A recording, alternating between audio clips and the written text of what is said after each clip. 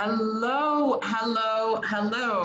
Good morning in some parts of the world, good evening, good afternoon, wherever you are joining us at this point in time. I'm so delighted to wish you all a very, very warm welcome here to our series, Women Who Inspire, which is something that MENA Speakers has organized. We're the leading speakers agency in the Middle East. And we are here to educate, engage, and empower our audiences wherever they are around the world. And so we are doing this as an initiative leading up to the 28th of August, which is the Emirati Women's Day. And we have been showcasing and talking and sharing knowledge with some of the greatest and the coolest and the most inspirational female speakers in this part of the world. And wow, it has been quite a journey already. So I am very excited to shortly be inviting in our speaker who just has left us. So in the meantime, as she will be joining us, I thought I would ask you a question. Where are you tuning in the world? What part of the world are you joining us from?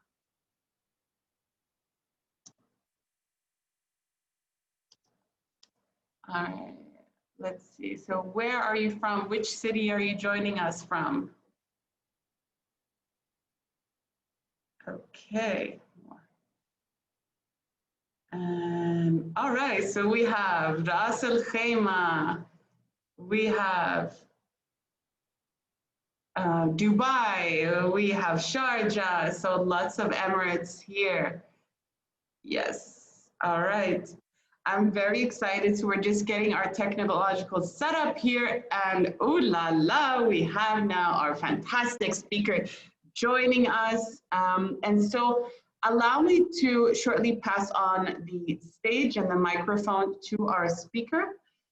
Ms. Mona, if you could shortly unmute yourself, that would be fantastic. And so, yes, we hear you. Can you hear me? Absolutely, absolutely.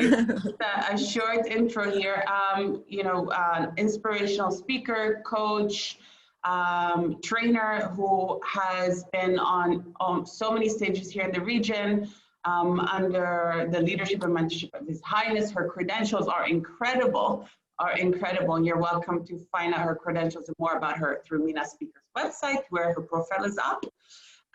And please, let me just pass on the mic to Ms. Mona Kazim, who will be talking about Face the Challenge. The mic is yours, Ms. Mona. Assalamu alaikum, everyone. Thank you, Sana, for your introduction, for your lovely introduction. I'm really happy to be here with you today through this amazing MENA Women Speaker webinar organized by MENA Speakers and stories and experiences amongst an inspiring women who shared their true stories and challenges during that series. Despite of the short time that I'm gonna spend it with you today, between 30 to 40 minutes, but I guess the journey is worth it. Today, inshallah, I'm gonna focus on 3 main topics. And if there is extra time, hopefully I will shift to the topic number 4. First one, how really does the brain function towards a challenge? So today I'm going to talk about face your challenges. We are going to focus a little bit about the brain, how it's functioning towards a challenge or a problem. And then I'm going to take you through a small journey through mainly the strategies to really face your challenges. And then I'm going to pick up one of my lovely stories back then when I was a fresh graduate, and I'm going to share it with you, a really challenging story and my resilience. Inshallah, if there is time, I'm going to focus also on topic number 4, which is to take you through a 5 steps model, how to boost your self-esteem. Okay. Is usually iterated when there is a problem, but what is a problem definition? Well, there are hundreds of articles, different articles that explains what a problem is. To make it simple and straightforward, people feel there is a problem seriously when a matter involves hardship, doubt, uncertainty, difficulty, or there is when it's something wrong or bad, or even if someone is disagreeing your beliefs or values. She doesn't understand me. Well, I cannot go with this mentality. There is a problem, okay? Disagreeing your values and beliefs. And they all indicate, the problem is something difficult to deal with. Am I right? Okay. Or a source of trouble. They all paint a very negative picture.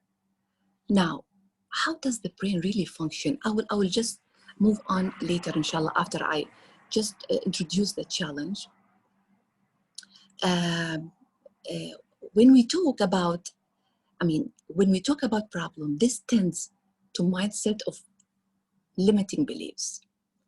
Actually, you are giving power to the obstacles or problems in your life. And it means you are opening up for excuses and you are giving away your ownership, your responsibility towards solving the problem. Well, it's preferred to look at obstacles in life as a challenge. A challenge is different. At its core, it's empowering thing. Well, what is a challenge? Again, there are, hundreds of articles that talks and defines a challenge, but this one is very close to me, and it's a very simple one. When, by its nature, a challenge is a call to a battle, solving a puzzle.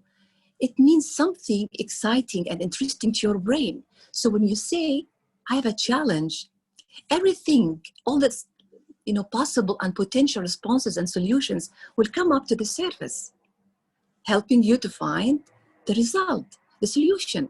But when you say, I have a problem, all similar problems or something related to yours will come up to the surface, and you feel more stressed and more problem coming to you. Now, this is in a nutshell the difference between a problem and a challenge. But we have to think and remember something, that a challenge is always an opportunity for success and growth. It is not an easy thing, but by approaching an obstacle as a challenge rather than a problem, we retain the power to act upon it and influence. There is a key skill that empowers people to adapt and accept the difficult situations, to move forward, which is, can I hear it? Resilience. Yes. I heard some of you, inside, they were talking. It's resilience. Yes. What is resilience? Resilience is typically defined as difficult life events, from difficulties, from adversity. Now, there is another definition of Dr. Ahmed Sood, who is the Global Center for Resiliency and Well-Being. He has a very nice definition of the resilience. Resilience.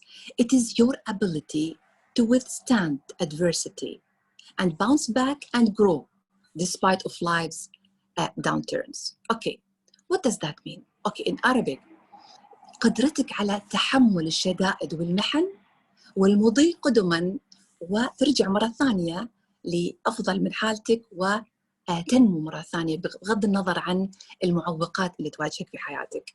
So what is a resilience theory? Okay, people experience all kinds of adversity in life, such as illness, divorce, losing someone you love, bullying, job loss, financial instability, just name it. And we all go through such, problems or challenges in our life. There is also the shared reality, the tragic events that usually we hear in the news, such as, natural disasters, terrorist attacks, mass shootings, the catastrophe that happens in Beirut a few weeks back. I mean, these all challenges in our lives. People have to learn to cope with and work through that difficult situations and bounce back. This is the resilience theory. Okay, Zain. So what is the resilience important? Why is it important to me to be resilient? Resilience is what gives people the emotional strength to cope with trauma, hardship, and adversity. المقاومة resilience مقاومتك للشدائد وقدرتك على النهوض مجددا. المرونة. Okay, this is, the resilience. Now, resilient people utilize their resources, strengths, and skills to overcome challenges and work through setbacks. Now, people who lack resilience are more likely to feel overwhelmed and, helpless. Okay, now, does resilient people really feel stress, angry, disappointed, sad? Of course. Resilient people do experience stress, setbacks, and difficult emotions like other people. But what is their advantage? They tap into their strengths and seek help from the support systems around them to overcome the challenges. Okay, resilience is the core strength you use to lift the load of life, as said by Dr. Ahmed Sood. Now, your mindset to see problems as opportunities or challenges. In other words, strategies to face your obstacles and problems in your life. Dwelling on problems causes stress and hampers productivity, prevents productivity in your life. What if you could train your brain to see obstacles or problems as challenges? Okay. If you talk to any successful entrepreneur or, the positive attitude people, professionals, okay, you can see there is a trait in common between them. They have all a unique mentality that they are using it always to face their challenges. One of them is resilience. Those challenges as always opportunities to grow and to improve in their lives rather than life destruction. Okay, what are the benefits of looking at challenge at a problem as a challenge or opportunity? Now let's look at it in this way. There are 3 benefits. There are a lot of benefits, but just for the sake of the time, I chose those 3. Number 1, it reduces the burden of stress that usually accompanies any new problem. Because the problem now is viewed in a positive light, it is less intimidating. Number 2, okay, it contextualizes the problem. Well, because the mind immediately starts thinking about the effects and the potential responses of the problem. It starts to give you the solutions now. It can be broken down and analyzed easier when you put it on context. يعني تحطها في السياق الصحيح, contextualizes. Now, number 3, actually it encourages you to grow. Finally, every problem you view or solve the way in this mindset, in the future problems, it is easier. Any problem will come to you, it will be handled easier, forming a positive cycle of reinforcement. Now, unfortunately, there is no magic switch that you can flip in your brain that suddenly makes all your problems in this light. If you want to adapt this mindset, you'll have to take the time and retrain your brain. Everything you need in this life, it's a muscle. You cannot be fit 100%. You cannot be athlete. You cannot be, a hero without, training your muscles, without training your brain. If you would like really to see those problems or obstacles in life as opportunities to grow. But everything needs consistent effort and extended period of time. Nothing is a magic. I will do this and then suddenly I'll be someone else. No. Okay. Now, how we can retrain our brain? In a way, what are the strategies towards facing your problems or obstacles in life? Okay, I chose 8 strategies, and they are really important in our lives. Number 1, we have to understand that there is the problems will always come to us. This is part of the life. We have to accept that the problems are inevitable. It means unavoidable. شيء ما ممكن نتجنبه. رح يحصل في حياتنا. Most of us react negatively to problems when they take us by surprise. You are on your way, going to your work, the same route, and suddenly you get a flat tire. Okay, this event is completely unexpected. What will happen? Okay, probably this will make you feel like my day is ruined. But guess what? We can't stop problems coming into our lives because it is within the divine cosmic laws. هي من السنن الكونية الإلهية. ما نقدر نمنع المشاكل في حياتنا أنها تجينا. So, and since the whole universe is moving and everything else is moving and changing, and this has to create problems, which is part of our learning process and growth. Okay, number 2, steel yourself to first impressions. What does that mean? Okay, our first impressions often define our reactions to new situations. So in order to start seeing a problem as a challenge, you have to avoid making first impressions altogether. Well, it is easier said than done. I know that. Let's take the flat tire incident. Your first impression might be, oh my God, I'm going to be late. My mother-in-law, oh my God, she will never forgive me about that, missing that important lunch or the gathering. This is going to be painful. Now, these all first reactions and impressions come to you when anything happens to you, like flat tire. Okay, try to focus on the current situation. Simply, well, I have a flat tire. What now? What's the next step? Don't exaggerate.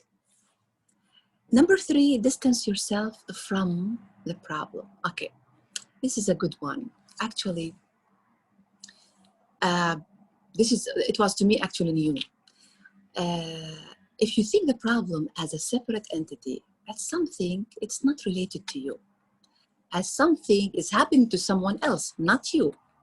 Okay?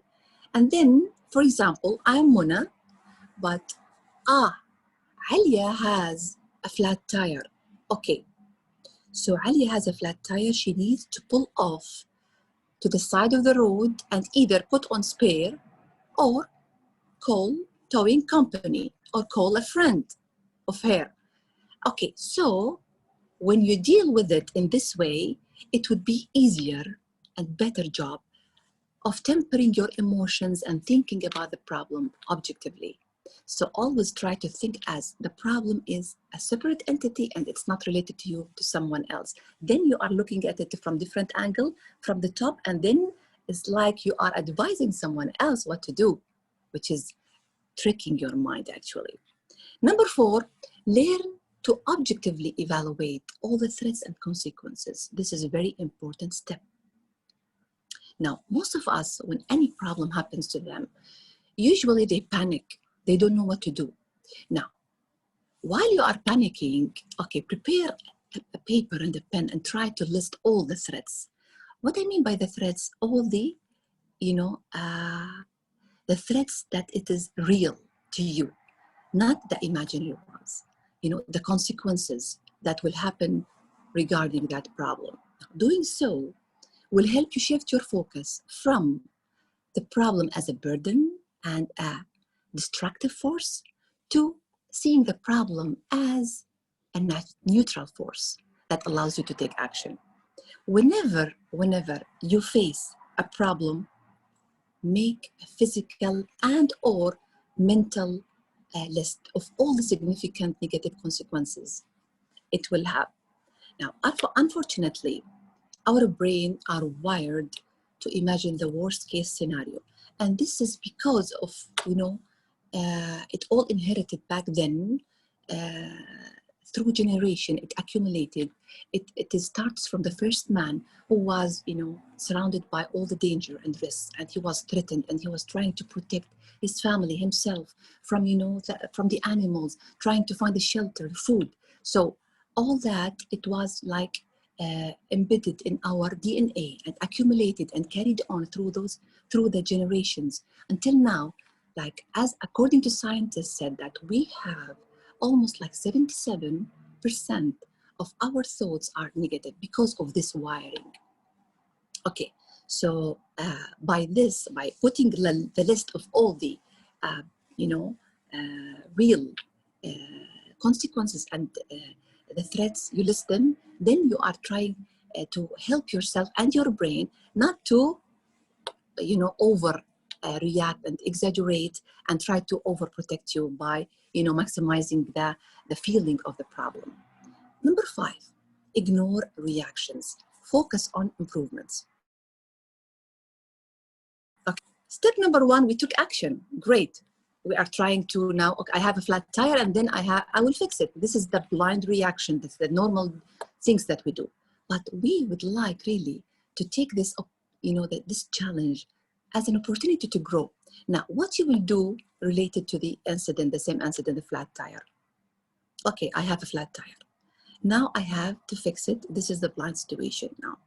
In the other case, if you want to improve your brain to look at it in a different way, now, okay, I have a flat tire. This will give me a chance to use my spare that I haven't been using it since years. Well, I have a flat tire. I should have or buy tire sealant next time to have it on hand in case if this problem happens again. Okay, over time, what will happen? This action. Well, you are going gradually to start seeing problems in terms of potential improvements. You are always going to have problems in your life, whether they come to you as a personal issues or professional challenges. Now, if you can train your mind to view these problems as opportunities for growth, you'll become far more ready at handling them quickly, efficiently, and with less stress. Number 6, take your time. This is a dilemma. Okay, because I've been through that. Take your time. Do you remember the story of the tortoise and the hare? What does that story tell us?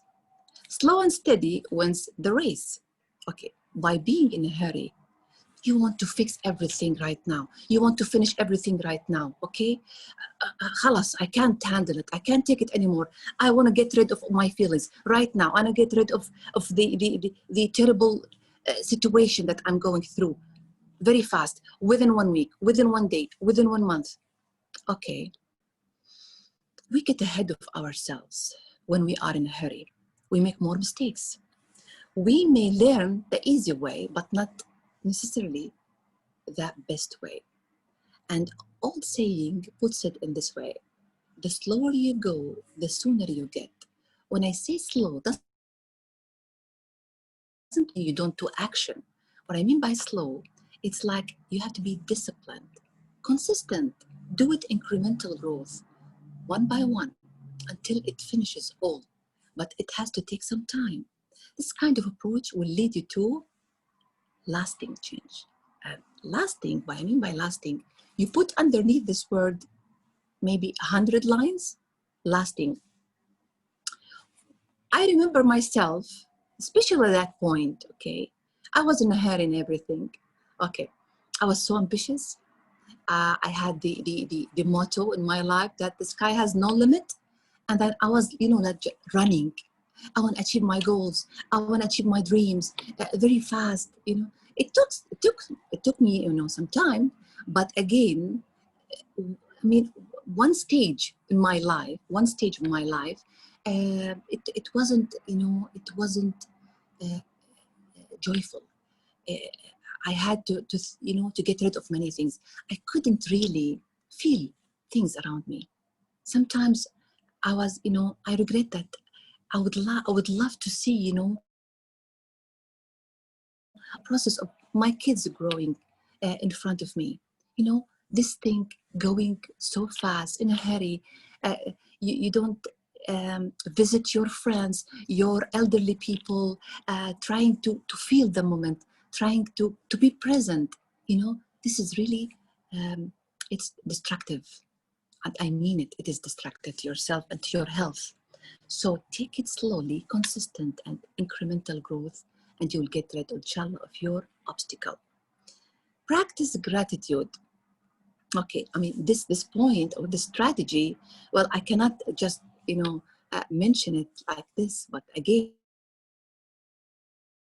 about how to be grateful, how to practice gratitude. It is easy to count troubles than count blessings.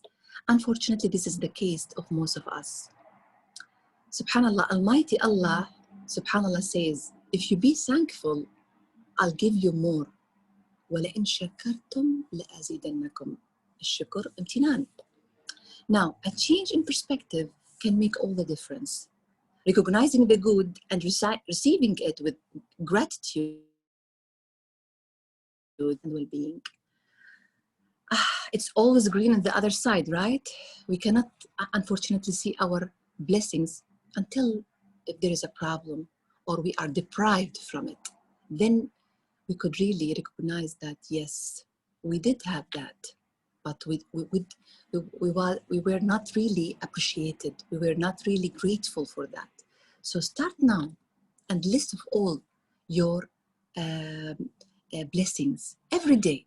Actually, for me, I have a journal and I write my blessings, and I'm grateful to 3 to 4 things every day before I sleep. This is a practice that really I started it, like you can say, not long time ago, maybe 2-3 months now. But I loved it, really. It makes me feel fresh next day. It makes me feel optimistic. Now, number 8, stay close to your feelings, even the painful ones. Okay. We are human beings. We can't be all the time happy because we are mixture. We are a blend of different feelings, and we have to acknowledge all our feelings, whether it's good or bad, whether it's negative or positive. But when we say about resiliency, okay, we have now to feel our bad moments, negative emotions that we are going through, and then acknowledge them, and then let them go with peace. Often we find our feelings scary, heavy, and confusing, so we try to keep them at a distance. See, I'm a positive person. I can't make this to myself. I can't be all the time sad. I can't be unhappy. I can't be depressed. No, this is not me, because I'm a powerful person. I'm a successful person. So I have to be all the time brave, outgoing, positive. And if anything's happened, okay, no, you can't do this to yourself, because you are going to feel the moment. You are going to feel sad and angry, but just take it in, acknowledge it, give it some time, feel it, appreciate what is going through. Okay, then later on, it will go with peace. If getting rid of feelings, okay, not only backfires, but it also drains our energy. That makes our life worth living.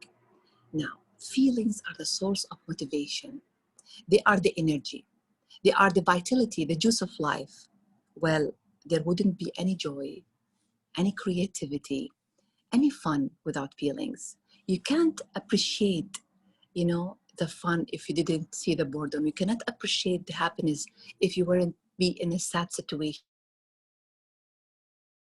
if you didn't see the ugly stuff. So we are a blend of contradicting feelings, because we are human beings. And we have to appreciate everything. Now, there wouldn't be even you or me without our feelings. Nothing would really matter. Now, why challenges are usually useful to our brain? Dr. Catherine, this is one of the studies. She's a neuropsychologist and instructor in neurology at Harvard Medical School. This is one of the studies. She said until mid of 1990s, we thought that people were born of, however, certain amount of brain cells, and they will die with it, the same number. But now we know that there is a growth of new cells, new brain cells, a process called neurogenesis. Neurogenesis occurs throughout the life, even in older age. Wow, that's good. It's a good news. Now, it turns out that human brain called neuronal plasticity, يعني المرونة العصبية, neuronal plasticity, or they call it malleable. Malleable يعني مرن. It appears that challenging our brains with those challenges coming to us, new skills, lead to actual changes in adult brain. It may create new connections between brain cells, يعني روابط جديدة عصبية, new brain cells and new connections, by changing the balance of neurotransmitters, the balance of available neurotransmitters, and changing how the connections are made. يعني يغير حتى توازن الكيماويات الموجودة في دماغنا, those chemicals, the neurotransmitters, like dopamine, serotonin, oxytocin, many other neurotransmitters. We call it hormones, but it is neurotransmitters, the medical or the scientific name. Okay, so this all, happens to us, to our brain, when we learn new stuff, new skills, and we challenge ourselves. So it is very important. It is really useful to our brain to grow new cells. Another fascinating study shows that your brain has two ways to finding answer. Okay, this is one of the. Now, think about the last time you solved a business problem, such as coming up with, a new product idea, or deciding which job candidate you would like to hire, getting out of trauma of losing someone you love, or divorce. How did you do it? Did you sit down on your desk and, write the facts and figures, make pros and cons list, and analyze the situation until you find the solution? Okay. Or did it come like this, by insight? It turns out many problems can be solved either of these two ways. Okay, those two ways are not equal. Okay, we have one way, which is by analyzing the problem, breaking it down. The other way is by insight. Now, by the new Northwestern University, they brought 200 students and they gave them a puzzle, a word puzzle to solve. And they asked them to report their findings, whether it's by analysis or insight. And they gave them just 15 seconds. Okay, now what happened? Okay, and asked them, the insight answers were right, surprisingly, by 94%. But the analysis answers were right by 78%. What does that tell us? Okay, why insight won?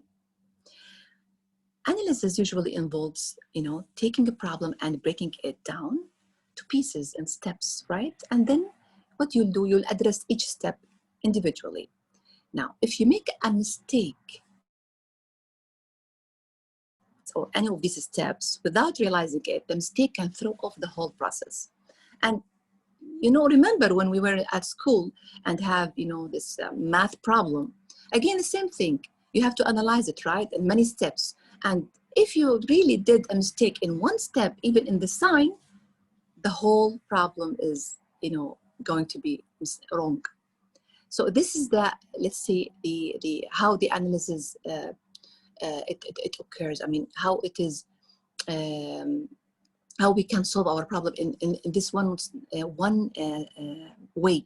The other way, which is insight, the insight actually, what will happen in the insight? It's like, it came out of nowhere, right? Okay, I found it suddenly without anything. But usually it's not like that. It is a synthesis of information that you already know, and conclusions you make almost at an unconscious level of your brain.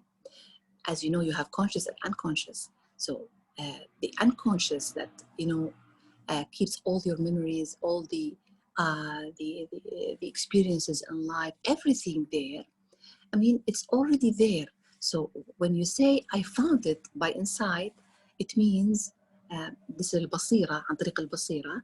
Okay, it's actually you are using your subconscious to bring up this answer. Okay, now because insight is an all thing or nothing, okay, research has shown that people who tend to solve problems by insight are also more likely to run out of time provided to them, because it's not like, you know, there is a methodology you have to follow it in order to take the answer or to get the answer. It is, you have just to keep a space, time, and think inside, and then suddenly will just, you know, asking for the answer, and suddenly it will happen, it will come to you. So what does this fascinating study tell you about your problem solving and decision making? Although it may take longer, it seems clear that finding solutions by insight will likely lead to better answers to the problems you face than step-by-step analysis. But how you become more insightful? Okay. Let your mind wander, not wander, wander. Wander, it means take a trip or a tour. And let your mind take a trip or a tour. Leave it alone. Leave it alone, doing nothing, just meandering. Meandering, it means also again يعني خليه يتجول ويتسكع يعني ويروح بروحه.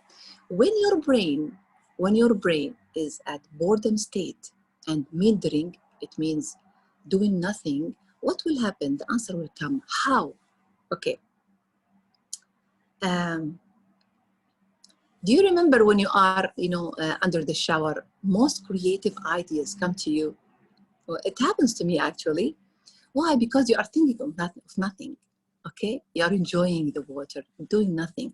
So when your brain is at this mode, which is boredom mode, and meandering and wandering, okay, it will start, you know, like all parts of your brain communicating to each other. When they communicate to each other, okay, they result the insight that you seek.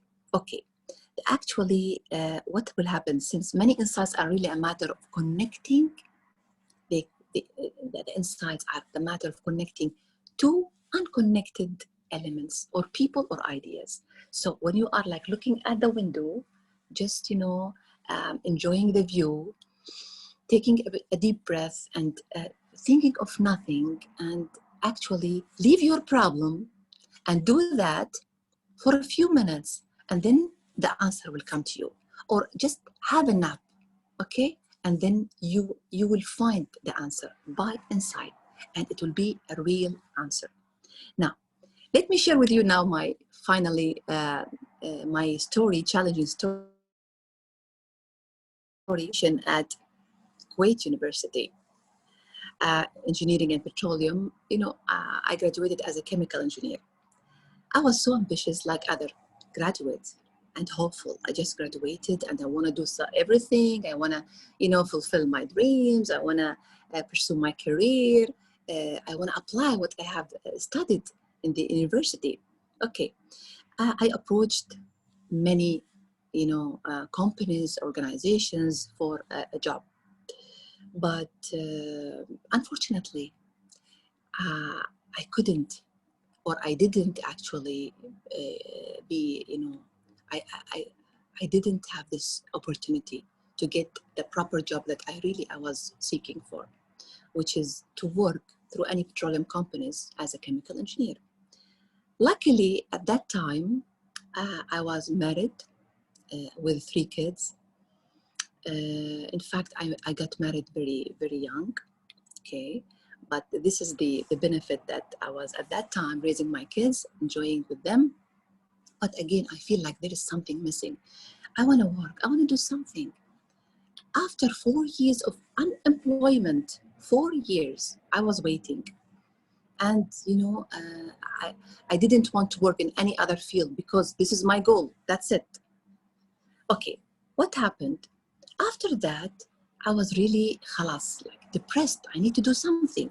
My husband, he was an ex-banker. He told me, okay, look, Mona, come and work at the bank. Khalas, it's been like 4 years now. You didn't get your job.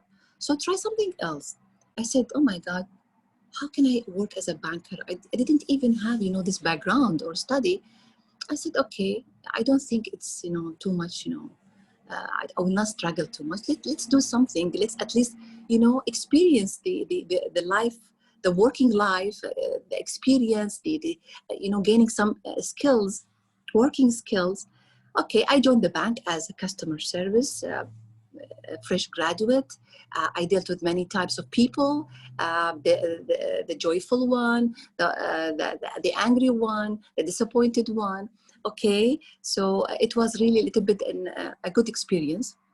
But every day I was doing the same thing. It was routine job. I didn't like routine. This is me. I don't like routine job. So I was thinking, I love really to improve and develop and do something like that. Is there anything that in the bank that they deal with something like that? Yes. I asked, and they told me they have a marketing and product development department, which they deal, developing the services and products of the bank. I said, okay, great. I asked to be transferred.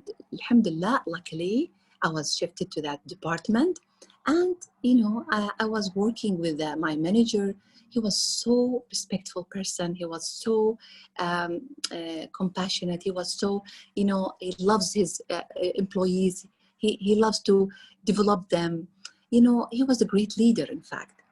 Now, he trained me. One day, he told me, Muna, now this is the challenge, okay? Okay, he asked me, Muna, I want you to join the weekly divisional meeting, which was chaired by the divisional head and, of course, my manager and all the senior project managers. Okay, fine. It was like something new to me. I would love to join a meeting and just, look what is happening and learn. But the challenge wasn't that. Actually, it was the first meeting in my life. The challenge was, I have to chair the meeting. Yes, salam. Okay. I said to my manager, excuse me, you want me to chair the meeting? How? What? Kif? Well, in fact, he was seeing something in me that maybe I couldn't look, in my perspective, I didn't see it. So he told me, see, we have a very strict rule. This meeting is like routine, they call it rolling chairperson. There is every week, so it is rolling chair person. And I want you to experience this, Mona, and I know you got it all. Oh my God, but the challenge also, I have to stop anyone who exceeds 10 minutes giving, the updates and the talking about the project. And even if the divisional head, oh my God, 10 minutes and I have to conclude the meeting with 1 hour. And this is, the measure, the successful measure. Now, okay, my God, okay, what I will do. So when I started the meeting, my heart was beating so fast. Like a drum, someone playing a drum. My inner voice intervened quickly and told me, listen, Mona, this is your chance and you were born to lead. Suddenly, I don't know what happened to me, but I played the role of a chairperson very good, as if I was an expert. Carried on the meeting and add her to the time, even though there was an arrogant senior project manager who was annoyed and underestimated me when I stopped her due to exceeding her scheduled meeting time. But I carried on and I gave no attention to her negative behavior. Finally, I managed the meeting, alhamdulillah, and my line manager was very happy because really I was looking to, to make him proud of me. I didn't want to let him down. And the divisional head told me, he was Scottish, I believe. He told me from Scotland, Mona, excellent job. You did a great job. Even though I stopped him, by the way, when he was talking, my divisional head, the first time I see him in the meeting, I stopped him when he exceeded the time. Now, maybe this story would be an example of small challenge to most of you, but rather it was big for me at that time and given that experience. What I want to say, we are all faced with challenges in life according to our awareness status, capabilities, maturity. So be relaxed and have faith. Whatever is coming to you wasn't meant to miss you. It came to you on purpose, either to teach you a lesson or to upgrade you. Thank you very much, my lovely participants. And now I hope that my session was, satisfactory to you, beneficial to you. And I wish if I have more time to go through more topics, but really I would like to open the floor for the question and answers. Thank you very much. I'm ready now for your questions. Hello. Thank you so much, Ms. Mona. That was wonderful, hugely insightful, and we really appreciate you sharing all these stories with us. I do welcome you to pose any questions through the Q&A. I'm going to start with one, and I hope it's not too personal. But how do you find your own sense of motivation and inspiration and energy through hardship? Okay. Well, it was, number one, my mother. She encouraged me, actually. She saw something different in me. She gave me this, freedom. She gave me this look all the time in her eyes that I'm proud of you and go ahead. Number two, it was the faith. I'm a faithful person on myself and on Allah subhanahu wa ta'ala. So I believe that we are all on this earth for a purpose. So I don't want to waste the time.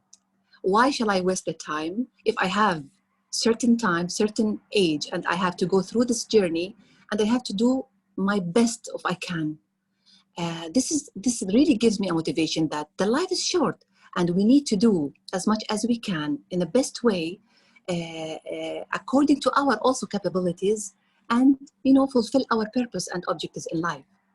So the motivation, number one, is from my mother.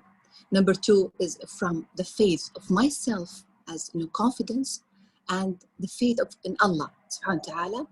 And after all, I have this this mission to help people to do something good in this life. This is part of my mission, actually.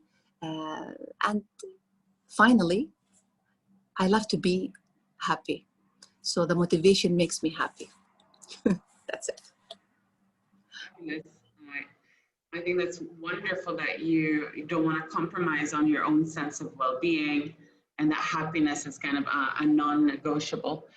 I believe that we have a question that's coming from Brian and Doya. Hi, Brian. And so he's asking, or he says, great speech. I think I missed something. Could you remind me if there were 7 or 8 strategies to retrain the brain? And he says, I believe there were 8. Correct me if I'm wrong. That's right, 8 strategies, yes.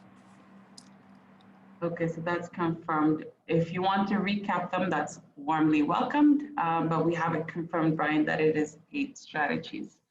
Yes. Do we have any other questions that are coming in?